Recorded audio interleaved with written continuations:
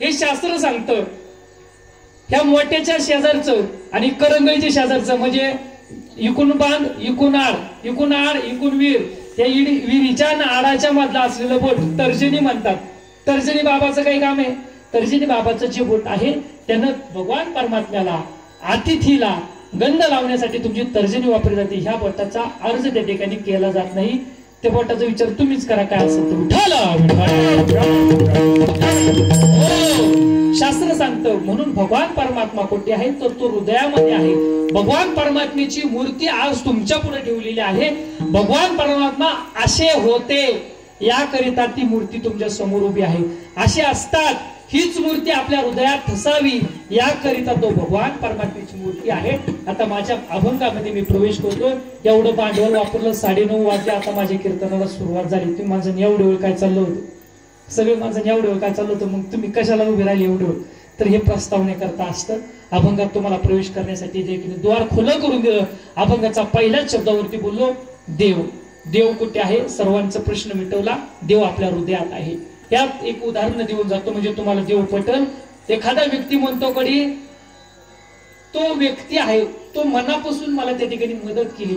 तो व्यक्ती आहे त्याने मनापासून मला त्या ठिकाणी गरज होती. त्या गरजेत तो गरजूवंत आला. तो व्यक्ती होता. त्या व्यक्तीमुळे मी माझ्या आयुष्यात आज इथपर्यंत ह्या गादीवरती आहे. त्या व्यक्तीमुळे झालं. तो व्यक्ती आज माणुसकीचा व्यक्ती होता.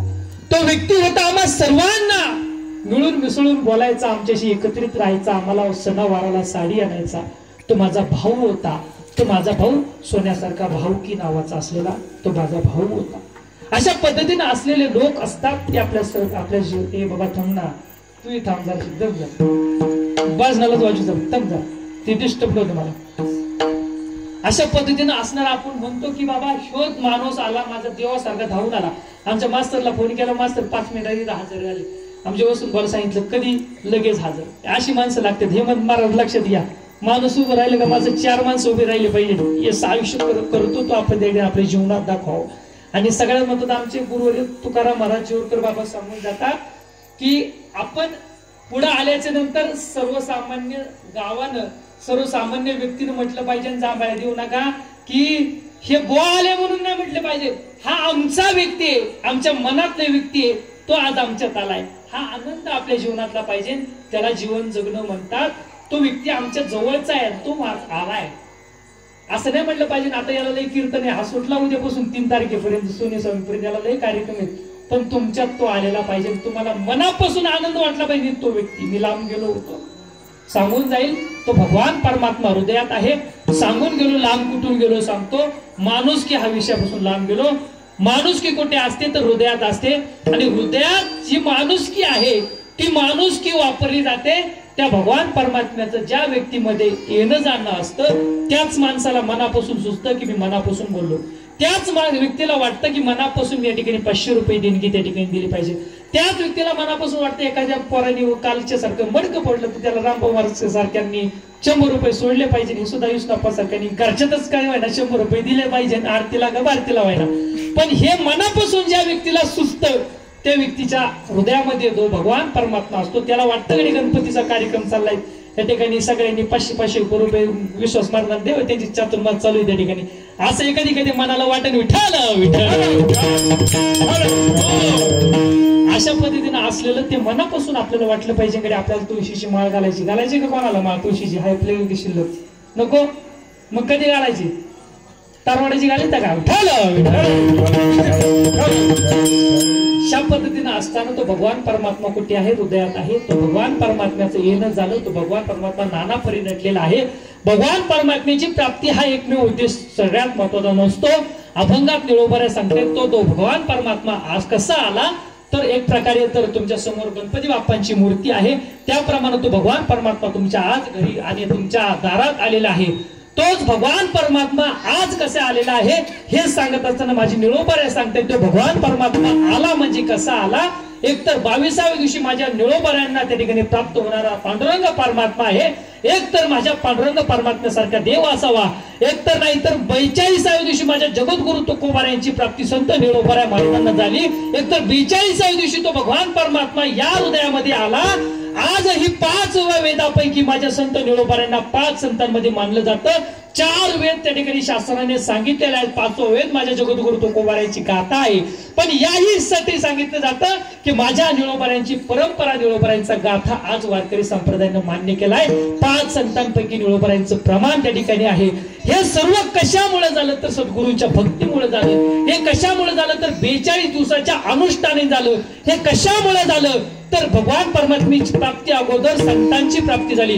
भगवान परमात्म्याच्या प्राप्तीच्या अगोदर सद्गुरूंची प्राप्ती झाली. सद्गुरू आपल्याला योग्य मार्ग त्या ठिकाणी दाखवत असतात. सद्गुरू सांगतात की बाळा, तुझ्या करंगळीला पकडतो, तुझ्या बोटाला पकडतो, माझ्यासोबत चल रे. तुला पंढरपूरच्या वारीला जायला पैसे नाहीत, तुला नर्मदेच्या परिक्रमेला जायला पैसे नाही, जर माझे 500 रुपये घे. आमचे निळोबारा आप्पाच सांगतात, निळोबारा आप्पाच म्हणून गेलो, 500 रुपये बाळा तुला घे, पण तू परिक्रमा कर. अशा 2 प्रकारे त्या ठिकाणी परिक्रमा करण्यात त्या माझ्याकडून आले. पण सांगतात की तुम्हाला भगवान परमात्म्याची प्राप्ती, तुम्हाला संतांची प्राप्ती, तुम्हाला साधना करायची. मला साधनेला वेळ नाही, माझ्याकडे गाड्याची बैल आहे, महाराज मला जमणार नाही. तुमचं तुम्ही करा, माझे काय पैसे लागत आहे ती घेऊन जा. माझी ही मनाची दानता आहे, मी दानशूर आहे. मला नाही वेळ मिळाला तर कमीत कमी एखाद्या जाणाऱ्याला तरी, एखादा कीर्तन करत असेल, एखादा पालखी सोहळा काढत असेल, त्या सोहळ्याला सुद्धा मी 500 रुपये देईल. त्या पालखी सोहळ्याला मला नाही येता आलं तर मनधनाने सेवा करेल. माझ्याकडे पैसे नसतील तर मी स्वतः त्या ठिकाणी सेवा देईल. माझ्याकडे पैसे आहेत, मी त्या ठिकाणी तुम्हाला देणगी दिली. मला महाराज वेळ नाही, माझ्या मागे जर्शी गाय आहेत, दूध आहेत, कांदा लावल्यात पठराव, ते ज्वारी काढायला येते, ती तुमचं आमचं जोडायचं नाही सूत्र. ते आमचे बबन मला सांगितलं, म्हणले बबन भाऊ फोन, म्हणले बबन पण माझे पुढे बसले, म्हणले नाही जमणार, आता ते ऋषी इकडे वर्ग तिकडे, आता मला जोडायचं नाही. अशा पद्धतीने नाही, तनमंदनाने सेवा पहिलं करायला गावाने त्या ठिकाणी सेवा करण्यासाठी आलं पाहिजे. लक्षात घ्या, अभंगाच्या बाहेर गेलेलो नाही. पण ही प्राप्ती होण्याकरता अभंगाच्या पहिल्या चरणात सांगून जातात की तो भगवान परमात्माला कशा प्रकारे आला, या प्रमाणे सांगितल्याप्रमाणे तो भगवान परमात्मा या शरीरात जेव्हा रूपांतर होतं तेव्हा 5वा वेद त्या ठिकाणी संत निळोबारायांनी जगद्गुरु तुकोबांनी जसा लिहिला तशी अभंगाची प्राप्ती त्या ठिकाणी निळोबाऱ्याकडून होऊ लागली. माझा आज रोज नित्यनेमानं निळोबाऱ्यांच्या गाथेचं पारायण चालू आहे. ती गाथे ऐकताना, गाथ्यातील शब्द वाचताना तुकोबाऱ्यांचं ज्ञानेश्वरीचं पारायण चालू, असं वाटते ते संत आपल्या समोर बसते. तुकोबाऱ्या सांगतात, तुका म्हणे काही न मागू आणि तुझे पायी सुख सर्व आहे, तेव्हा तू आहे तसा माझ्या समोर उभा राहा.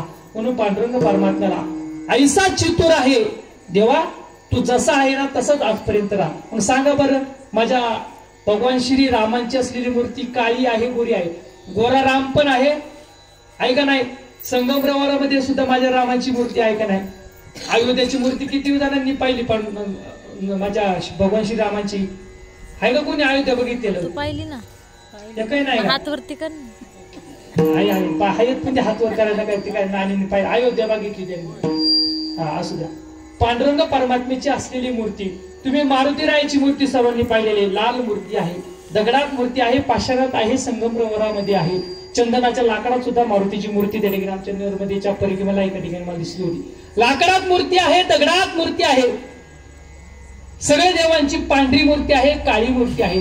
पण माझ्या पांडुरंग परमात्म्याची जरी पांडुरंग असला, पांढरा रंग असला नाव, तरी सुद्धा ती काळीच मूर्ती आहे. फक्त भगवान पांडुरंग परमात्म्याची मूर्ती पांढरी नाही, ऐसा चितूर आहे. देवा जसा आहेस तसा तू येते माझ्या समोर राहा. त्या संतांच्या वचनाला देवाला भुलवावं लागलं, या संतांच्या वचनाला देवाला त्या ठिकाणी राहावं लागलं. या संतांच्या वचनाकरता ते सुंदर ध्यान उभं होतं. त्याप्रमाणे हे सुंदर ध्यान माझ्या संतांनी पाहिलं, तो भगवान परमात्मा पाहिला. आणि या भगवान परमात्म्याची प्राप्ती जेव्हा झाली, जेव्हा त्या ठिकाणी आपल्याला सद्गुरूंची प्राप्ती झाली, जेव्हा आपल्याला गुरूंची प्राप्ती झाली, जेव्हा आपल्याला सामान्य व्यक्ती नाही तर महात्म्याची प्राप्ती झाली. आणि त्या व्यक्तीमुळे त्या ठिकाणी मी बाया कांदा लावायला शिकले, माझ्या सासूबाईमुळे मी भाकरी करायला शिकले, मला माहेराला काही येत नव्हतं. मग इथं आल्याच्या नंतर महाराज मी कपडे धुवायला शिकले, पोरांना मारायला शिकले, भाकरी थापायला शिकले, मावळ्यांना भाकरी घालायला शिकले, 10 एकर कांदा लावलं, 5 एकर ऊस लावला, 4 वर्ष गाया पाळल्या. अशा पद्धतीने महाराज मी माझा संसार केला. पण हा संसार करत असताना संसारीच राहायचं, पण देवापाशी कसं जायचं? संसारच करायचा पण भक्ती कशी करायची? संसारच करायचा पण आळीत मध्ये एवढीच माणसं आपल्या ठिकाणी आहे का? प्रत्येक घरात मला वाटते 10 माणसं आहेत प्रत्येक घरामध्ये. मग 10च माणसं फक्त येतात का? नाही माहिती. मला दुपारी एका महात्म्याने प्रश्न विचारला, म्हणले महाराज वारकरी संप्रदाय म्हणजे काय?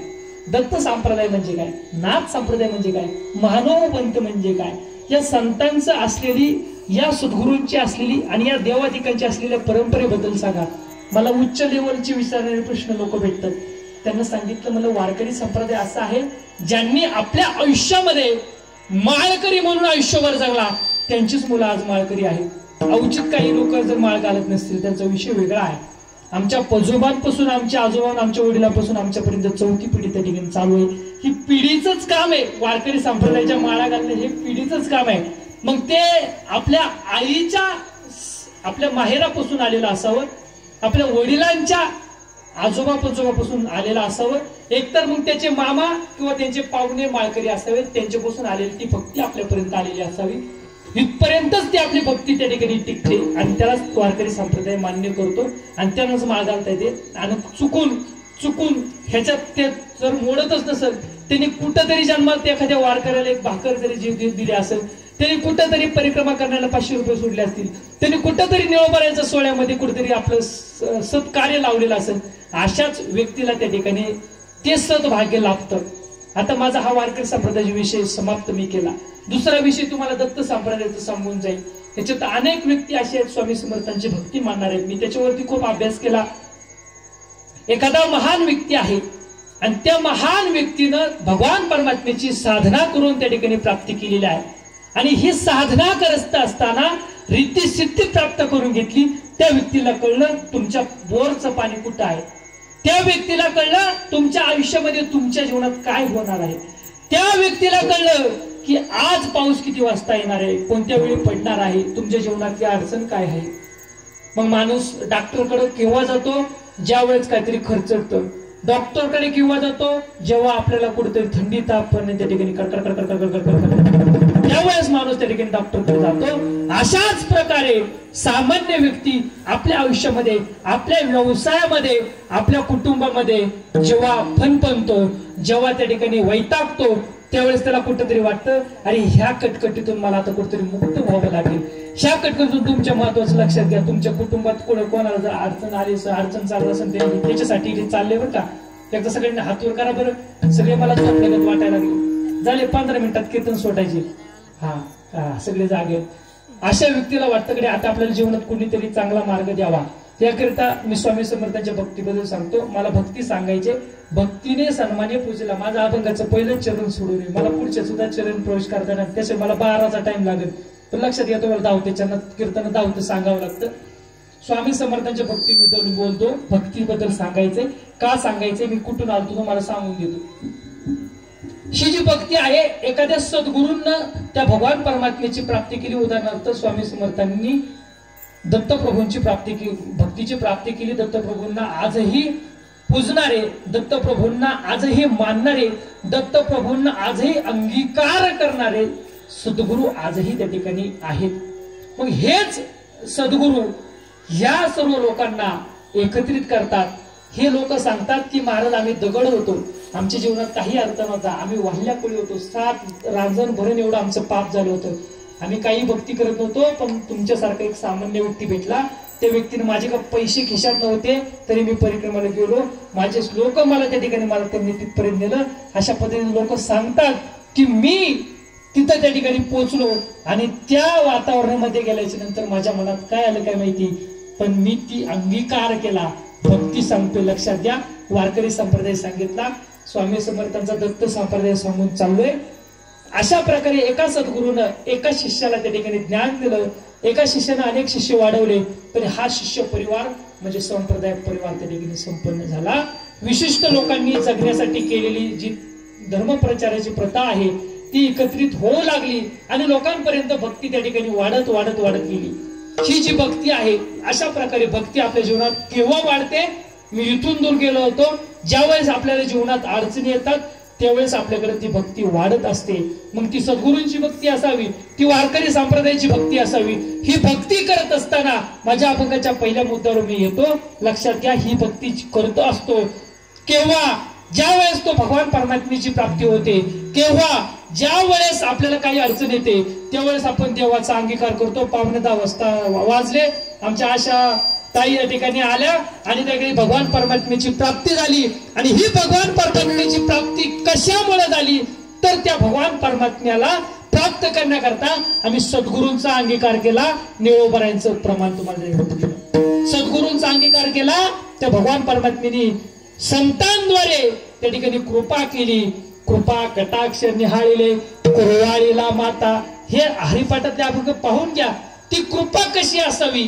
तर कृपा अशी असते, कृपा कशामुळे लाभते आपण म्हणतो कडे त्या माणसाची कृपा म्हणून आमच्या गावात डांबली, त्या माणसाची कृपा म्हणून आमच्या रानात कांद्याचे पैसे, त्या माणसाची कृपा म्हणून आमच्या रानातली खतं चांगली आली म्हणून आमचा कांदा 50 रुपयाने गेला आणि 50 लाख नसते टिंब टिंब एकराची झाली। हे कशामुळं? हे भक्तीमुळं।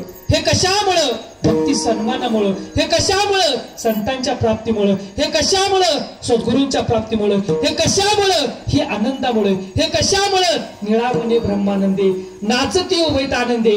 हे सर्व गोष्टींचा अंगीकार, सद्गुरूंची प्राप्ती, देवाची प्राप्ती, सद्गुरूंची प्राप्ती झाली, देवाची प्राप्ती झाली। आणि यावरून प्राप्ती होत असताना त्या देवानं त्या संतांना आमच्यावरती कृपा केली।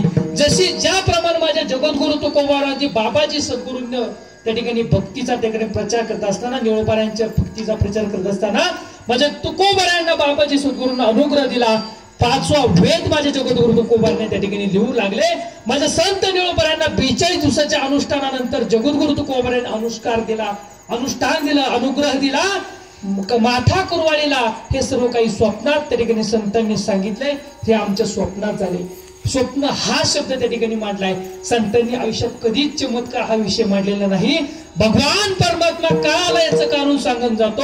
भगवान परमात्म्याला वाटलं पुनरुपी जननम पुनरुपी मरणम, पुनरुपी जननम पुनरुपी मरणम, नातो पंतु तोही तैसा झाला। देखत देखत नातो पंतु तोही आजा मेला पंजा गेला, बाप मसना गेला। देखत देखत नातो पंतु तोही तैसा झाला। विष्णू आप्पा आल्याच्या नंतर विष्णू आप्पाचा करण येणारच आहे। त्याचप्रमाणे आबा आला का आबाचं निलेश येणार आहे, मी निळोबा येणार आहे, मी निळोबाच म्हणतो आता येणार आहे। एक मुलगा गेल्यानंतर दुसरा मुलगा